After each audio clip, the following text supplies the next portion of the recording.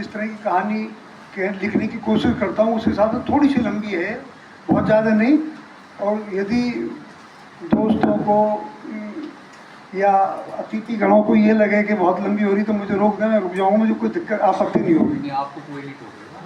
नहीं, अगर लगे कि रुचिकर नहीं है तो अभी रोकने का अधिकार है, मुझे लग जाएगा अच्छी रुचिकर भी। कहीं से भी खत्म हो सकती है। जहाँ आपको लगे अरुचिकर है वहाँ आप रोक देंगे। अबे ओ बबुआ, कहाँ जा रहा है? मालिक जरा काम की तलाश में हूँ। सुन, हमारे चौबारे में पेड़ कटा हुआ पड़ा है, जरा उसकी लकड़ियाँ इधर ला कर रख दे। मालिक, हम आपके पेड़ की लकड़ियाँ शाम को डाल देंगे, थोड़ा पेट भरने का जुगाड़ कर लें। अरे भीमा, जरा लाठी उठा कर ला, हमारी इस हरामखोर का भी पेट भर दे। इन कंजरों को अभी तक जब तक खुराक न मिले तब तक दिमाग ठिकाने नहीं आता। नहीं मालिक, रहम, हम पहले यही काम करेंगे, बबुआ ने कहा। उसे पिछली बार लाठियों से की गई अपनी पिटाई याद आ गई। वह लाठी की बात सुनकर बुरी तरह घबरा गया और तेजी से चौधरी रामस्वरूप के चौबारे की तरफ भागा। चौबारे में बहुत देखा कि बहुत बड़ी बड़ी ढेर सारी लकड़ी पड़ी थी। बबुआ ने एक लकड़ी को बामुश्किल कंधे पर रखा और चल दिया चौधरी की चौपाल की ओर। उसके दिमाग में आ रहे विचारों ने उसे विचलित किया हुआ था। वह सोच रहा था कि ये कैसा भगवान है, हमको अछूत बना दियो, इस पैसा वालों के हाथ में लाठी दे दी, जिसका जब मन हुआ जैसी मर्जी बेकार करा ली या मज़े के लिए 2 लात लगा दी।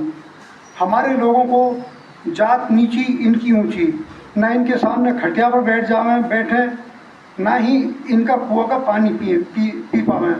हमको तो भगवान जी को जल चढ़ाने के लिए भी गांव के किसी मंदिर में घुसने की इजाज़त नहीं। बबुआ उस भयानक रात को याद करके सिर उठा जब बंटुआ की लगन में शहर से आए हरिया काका ने बंटुआ को ये कहते हुए घोड़े बिठा दिया था कि अब सरकार बदल गई है, गांधी बाबा ने कह दिया है कि गरीबन और अछूत को भेदभाव न होगा। पर जैसे ही बंटुआ घोड़े पर बैठकर बात लेकर चला तो चौधरी और मुखिया के डकैतों ने हमारे कुनबा वालों की इतनी सुताई की थी कि महीनों सीधन हो गए थे।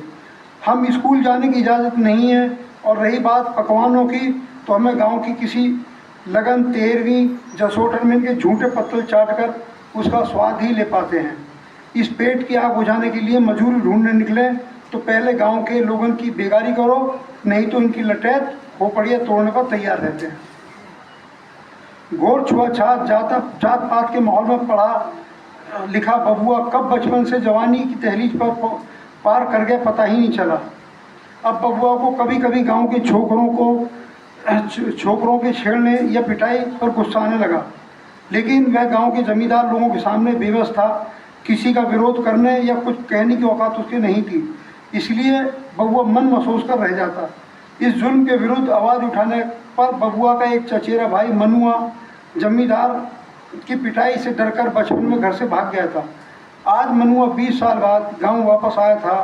पतलून में कमीज पहने गठीला बदन का मालिक मनुआ को देखकर उसके शहर में अच्छे हालात होने का अंदाज़ा लगाया जा सकता था। मलेछोड़ी बस्ती में मनुआ के ठाठ के खूब चर्चे थे। मनुआ के ठाठ बाट देखकर बबुआ ने मनुआ से पूछ ही लिया, भाऊ शहर में इतनी मौज कैसे उड़ा लेते हो? क्या वह लोगों को पता नहीं तुम मलेच जात के हो? अरे बाबरे, शहर में ये सब ना हो, वहाँ मेहनत मजदूरी करने वालों को किसी चीज़ की कोई कमी नहीं है, मनुआ ने कहा था। मनुआ से ये सुनकर बबुआ को विश्वास नहीं हुआ। उसने कहा, क्या शहर में अलग देश हुए हैं? वह मनुआ से बात करने के बाद पूरी रात सपनों की दुनिया में खोया रहा। आज वह टाट के बिछावन पर लेटे लेटे हुए शहरी जीवन के सुनहरे नज़ारों में खोया हुआ था। बबुआ को पता ही नहीं था कि उसका एक भाई इतने बड़े शहर में अपनी मुखिया और गांव के चौधरी जैसे मौज में अपनी मर्जी की ज़िंदगी जीता है। जन्नास ठाकुर साहब की बेगार न मुखिया जी की चाकरी। बबुआ रात दिन मनुआ के आगे पीछे लगा रहता और शहर की ज़िंदगी बारे में सवाल करता। भाई ये तो बता कि वहाँ के लड़के में बिना वजह लात मारकर हंसेंगे तो नहीं?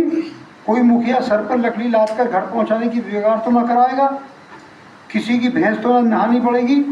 बबुआ उसे हंसकर जवाब देता, कोई की हिम्मत ना है, हर काम का पैसा मिले है इन शहरों में। बबुआ मनुआ के आगे पीछे लगा रहता, उसकी सेवा में कोई कसर नहीं छोड़ता। मनुआ जब बस्ती के लोगों से मिलता तो उसकी अकड़ और शान देखते ही बनती। एक माह गांव में रहने के बाद मनुआ ने शहर लौटने की बात कही तो बबुआ ने साफ कह दिया कि भैया मैं शहर चलूँगा। मनुआ के इनकार करने पर उसने उसके पैर पकड़ते हुए कहा कि पूरी जीवन उसके चरणों में गुजार दूंगा, शहर जरूर चलूँगा। मनुआ ने उसे टालने की बहुत कोशिश की, लेकिन बबुआ की जिद के आगे वह इस शर्त पर राजी हुआ कि उसकी हर बात मानेगा और उसकी सेवा करेगा। बबुआ तो गांव में पहले ही सबकी चाकरी करता था, फिर उसे क्या ऐतराज। बबुआ की खुशी का कोई ठिकाना नहीं था। वह खुशी से फूला नहीं समा रहा था और अपनी बस्ती में सबको अपने मनुआ के साथ शहर जाने की खबर दे रहा था। तयशुदा समय पर मनुआ बबुआ के साथ रेल में बैठकर दिल्ली के लिए चल दिया। बबुआ का गांव से बाहर की दुनिया और रेल में बैठने का पहला तजुर्बा था। वह आंख फाड़कर इस नई दुनिया को देख रहा था, लेकिन उसके मन में एक अजीब सा डर भी तना हुआ था कि वह लगातार मनुआ शहर की ज़िंदगी बारे में सवाल पूछ रहा था। जब भी किसी शहर की भीड़ देखता तुरंत पूछता कि इतने सारे मर्द जनानी कहाँ से आए हैं। बहुमंजिल इमारतों को देखकर उसके आश्चर्य का ठिकाना नहीं था। वह सोच रहा था कि इतने ऊपर जाते कैसे होंगे। जब कोई जवाब नहीं सूझा तो मनुआ ने सवाल दाग दिया कि भाई इतनी ऊंची हवेली में लोग ऊपर कैसे चढ़ते हैं। मनुआ ने उसे लिफ्ट में जाने की बात कही तो उसके सारे सवाल लिफ्ट को लेकर हो गए। उसके बेतुके सवालों से परेशान होकर मनुआ ने उसे धमकाते हुए मुंह बंद रखने की नसीहत दे डाली। 3 दिन के थकाऊ सफर के बाद बबुआ सपनों की नगरी दिल्ली में था। लोकल बस में बैठकर दोनों भाई जे कॉलोनी स्थित मनुआ की झुग्गी पहुंच गए। झुग्गी देखकर बबुआ हैरान रह गया। न ठीक से खड़े हो सकते हैं, न बैठ सकते हैं। क्या यही शहर का जीवन है? मुर्गी के दड़वे नुमा घर, सुबह शाम पेट साफ करने के लिए रेल की पटरी, नहाने के लिए पानी की लंबी लाइन, मेट्रो ट्रेन और भागती भीड़ देखकर वो सोचता ये इतने सारे आदमी शहर छोड़कर कहाँ जा रहे हैं। गगनचुंबी इमारतें उसे चांद पर पहुँचने की कल्पनाओं को के संसार में धकेल देती। धीरे धीरे दिल्ली की हवा पानी में बबुआ रमने लगा। 1 महीने बाद मनुआ ने बबुआ को काम धाम करने की सलाह दी और अपने एक जानकार इकराम खान के बिरयानी होटल पर ले जाकर उसे काम देने की गुजारिश की। इकराम ने बबुआ से पूछा, क्या नाम है तुम्हारा? नाम तो हमें ना मालूम, गांव में सब हमें बबुआ कहकर पुकारते हैं। बबुआ ने हाथ जोड़ते हुए कहा, अच्छा क्या काम कर सकते हो?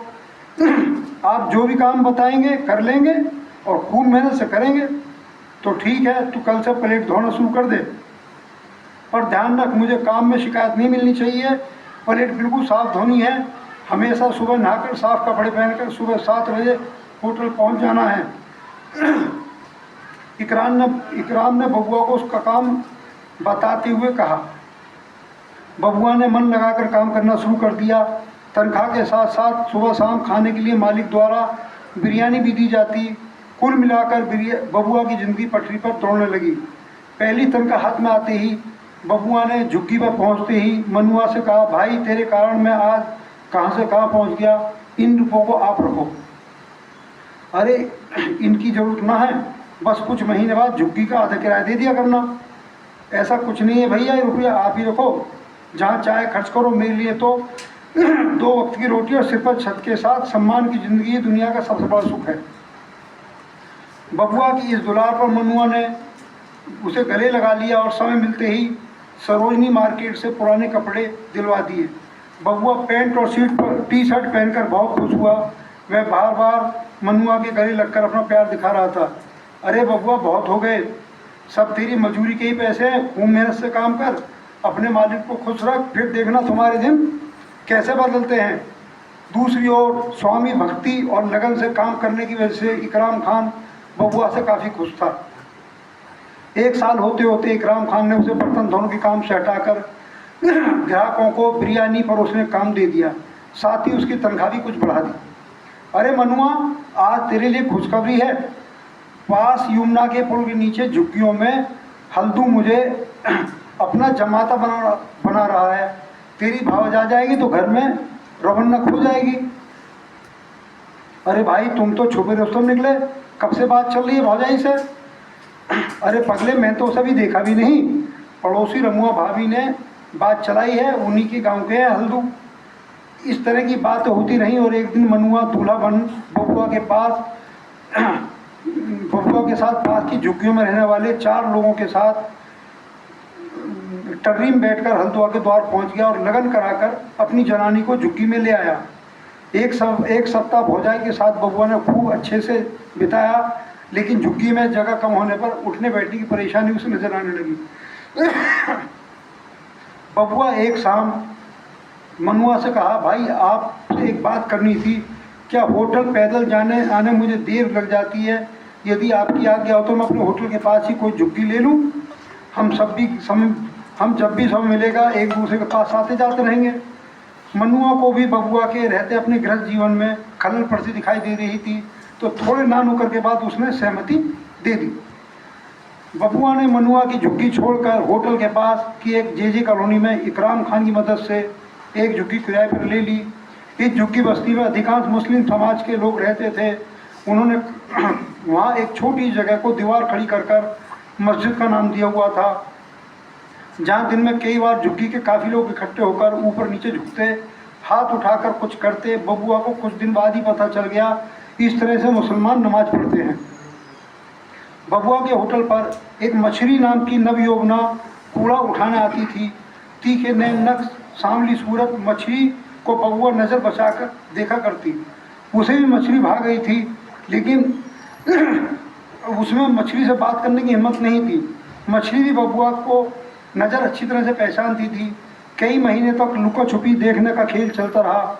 एक दिन दोपहर के समय होटल पर भीड़ कम थी, तभी मछली याद धमकी और मटलते हुए अंदाज में चेखते हुए बोली, अरे बबुआ हमें बिरयानी खिला। अरे तू बैठ, अभी गरम गरम बिरयानी परोस देते हैं। बबुआ का हाथ मछली को बिरयानी परोसते समय थोड़ा उदार हो गया। अरे बबुआ ये बता, तू हमको चोरी चोरी टुकर टुकर क्यों देखे है? क्या कहीं लपसप तो ना हो गया हमारी सूरतिया से? मैं तो कभी नहीं देखता, मेरा क्या मतलब? तू आती है तो निगाह डाल लेता हूँ कि सारा कूड़ा उठाया कि नहीं। क्यों मैं अच्छी नहीं लगती तुझे? क्या पता क्या कमी है हम में? अरे ऐसी बात नहीं, तू बहुत मल्लूक जनानी है। बबुआ की बात पर मछली खिलखिला कर हंस पड़ी। अब मछली आए दिन होटल पर आती और खूब बात करती। होटल की भीड़ होने पर दोनों की आंखों ही आंखों बात हो जाती। अब वह समय बिताने मिलते ही यमुना पार्क में पहुंच जाते और खूब बात करते। मछली से दोस्ती होने पर बबुआ की ज़िंदगी में रंगों की बहार आ गई थी। एक दिन होटल मालिक इकराम खान ने कहा, अरे बबुआ आजकल बहुत खुश नज़र आ रहा है, कहीं मछली से तो कोई चक्कर नहीं चला लिया? नहीं मालिक, ऐसी कोई बात नहीं, उसने शर्माते हुए जवाब दिया। अच्छा ये बता, तुझे मछली अच्छी तो लगती है? बबुआ ने शर्म से गर्दन को नीचे झुकाकर हाँ में इशारा कर दिया। तो देर किस बात की, दोनों शादी कर लो। बबुआ एक दिन जब मछली से पार्क में मिला तो उसने मालिक इकराम खान द्वारा पूछी गई बात बताई। मछली तो खुशी से उछल पड़ी। उसने बबुआ को गले लगा कहा, फिर देर किस बात की? बस भाई मनुआ और भौजाई से परमिशन मिल जाए तो मुझे कोई एतराज नहीं। अगली छुट्टी में बबुआ मनुआ की झुग्गी पर पहुंच गया। वह शर्माते हुए मछली की बात बताकर ब्याह की परमिशन मांगी। मनुआ ने उसे कहा, ये तो बहुत अच्छी बात है, तू ब्याह कर ले। तब दोनों ने साथ रहने का फैसला कर लिया और एक दिन पास के मंदिर में भगवान को साक्षी मान इकराम खान, मनुआ व दोस्तों की मौजूदगी में एक दूसरे गले में माला डालकर विवाह कर लिया। इस मौके पर इमरान खान ने सभी को दावत खिलाई। मालिक की दरी दली से बबुआ इकराम खान को भी अपना भगवान मानता। इकराम खान ने भी उसकी वफादारी और काम की लगन से काफ़ी खुश रहता। बबुआ मछली के साथ गृहस्थ बसाने में बहुत खुश था। मुस्लिम बस्ती में रहते हुए काफ़ी समय बीत गया। एक दिन जब बबुआ शाम को घर पर मौजूद था तो किसी ने उसका दरवाज़ा खटखटाया। बबुआ ने बाहर आकर देखा तो 10-12 लोग खड़े थे। लंबी दाढ़ी, सबके हाथ में तस्बीह थी और चेहरे पर रूहाना चमक रही थी। उनके साथ मोहल्ले के कुछ मौजूद लोग भी थे। बबुआ ने सबको देखते ही जोरदार सलाम ठोक दिया। दुआ सलाम के बाद सबने बबुआ को दुआ देते हुए नमाज मगरिब में मस्जिद में आने की दावत दे डाली। बबुआ ने हिचकते हुए अपनी नीची जाति का होने की बात बताई और कहा कि उसके मस्जिद में आने से वो अपवित्र हो जाएगी। आए हुए जमातियों ने उसको समझाते हुआ इस्लाम में कोई छोटा बड़ा ऊंच नीच नहीं है, आप हमारे भाई हैं। यह कहते हुए एक दाढ़ी वाले मौलाना ने बबुआ को गले लगाते हुए कहा, आप मस्जिद में आइए, हम आपको मजहबी इस्लाम की दावत दे रहे हैं। ये सुनकर बबुआ की खुशी का कोई ठिकाना नहीं था। उसे पहली बार किसी बड़े आदमी ने भाई कहते हुए गले लुटा लिया था। बबुआ शॉर्ट कर दूं। अभी कितने पेज और हैं? तीन पेज और हैं।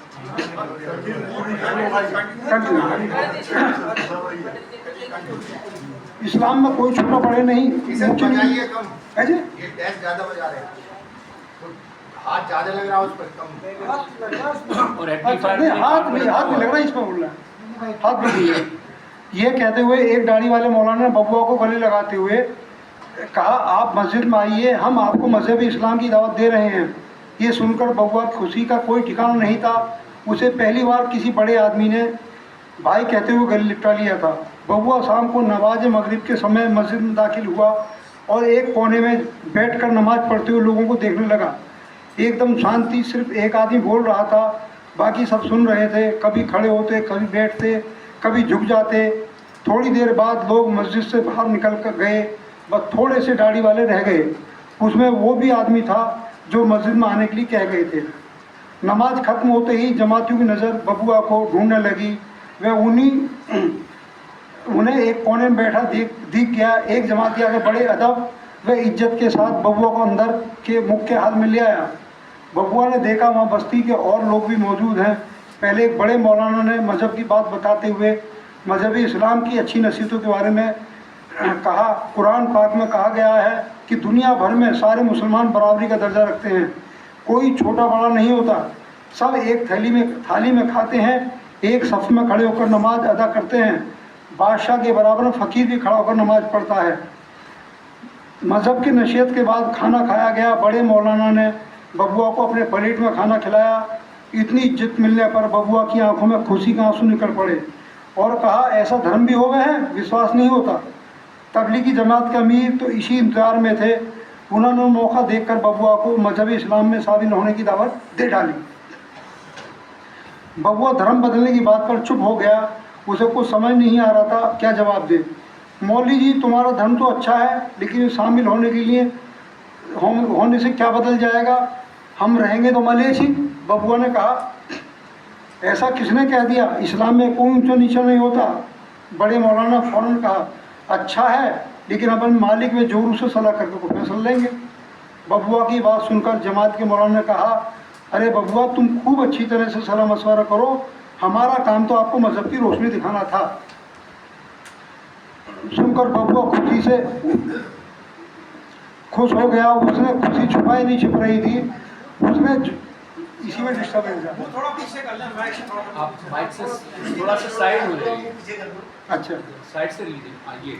उसने झुग्गी पर पहुंचते ही मछली को बाहों से भर लिया और उसे चूमते हुए मस्जिद की पूरी घटना बता डाली और बताया कि मस्जिद में बम्बई से आए एक बहुत बड़े गुरु ने उन्हें अपने गले लगाया, अपनी प्लेट में साथ ही बिरयानी खिलाई, जबकि मैंने बता दिया था कि मैं मलेच्छ हूँ, लेकिन मुझे उन्होंने अपना भाई कहा और मुझे अपने धर्म में शामिल करने के लिए भी राजी हैं। यह सब सुनकर बताकर बबुआ ने पूछा, तुम्हारी क्या सलाह है? क्या हम इस मजहब में शामिल हो जाएं? अरे पहले आराम से बैठो, ज़्यादा जल्दी अच्छी ना हो। मछली ने सलाह दी। बबुआ चुप हो गया। मछली फिर बोली, सोचो, अपने घर में जो ठाकुर जी हैं, क्या बुरा ना लगेगा? अरे पगली, ठाकुर जी तो गांव में भी थे, मंदिर में भी थे, हमारी जात के लोग दूर से ही उन्हें प्रणाम करते थे। उन्होंने कभी ना कहा, मुखिया जी बबुआ को भी मंदिर के अंदर जाने दो, अपने कुआं का पानी लेने दो। इन ठाकुरों ने हमको दिया क्या कुत्ता बिल्ली जैसा जीवन? मुखिया और गांव के चौधरियों की बेगार दुत्कार, बिना कारण पिटाई। जब ये भगवान है तो हमारी जात की रक्षा क्यों नहीं करते? पंडित जी भी कहते हैं कि ठाकुर जी ने हमें मलेच्छ बनाया है, फिर क्यों रहे हम इनकी शरण में? बबुआ ये बात कहते हुए रोने लगा। उसकी बात सुनकर मछली बोली, बात तो तुम ठीक कहते हो, मेरे साथ भी 10 साल की छोटी उम्र में ही खेत में ले जाकर जबरदस्ती की गई थी। जब बापू शिकायत लेकर मुखिया के पास गया तो उल्टा बापू की ही लाठियों से पिटाई की। हम सब रो धोकर चुप बैठ गए थे। जात वाले कहते थे कि दरोगा साहिब मुखिया जी के करीबी हैं, कुछ ना होगा। मेरी माँ ने बापूजी ठाकुर जी के सामने खूब रो रो कर इंसाफ मांगा था, लेकिन ठाकुर जी कुछ ना करे। मछली अतीत की बात करके रो पड़ी। इसलिए तो मेरी राय है कि हम बड़े मौलाना की बात मानकर इनके मजहब में शामिल हो जाएं, बबुआ ने कहा। लेकिन क्या गारंटी है इनका अल्लाह हमारी रक्षा करेगा? एक सवाल दाग दिया उसने। मछली ने सवाल किया, ये बात भी ठीक रही है तू, लेकिन मेरा दिल कह रहा है कि हम लोगों को ये सम्मान दे रहे हैं, गले लगा रहे हैं, साथ ही भोजन भी करा रहे हैं, तो ये बात इनके अल्लाह ने ही तो कही होगी, वरना जीवन में किसी ने सम्मान न दिया। बबुआ ने अपनी बात रखी। 1 महीने की कश्मकश के बाद मछली ने बबुआ को मौलाना के मजहब में शामिल होने की सहमति देते हुए कहा, हमें बड़े मौलाना के मजहब में शामिल हो जाते हैं। अरे नहीं पगली, अभी मालिक साहिब और बबुआ से पता कर ले, फिर जैसा मालिक कहें।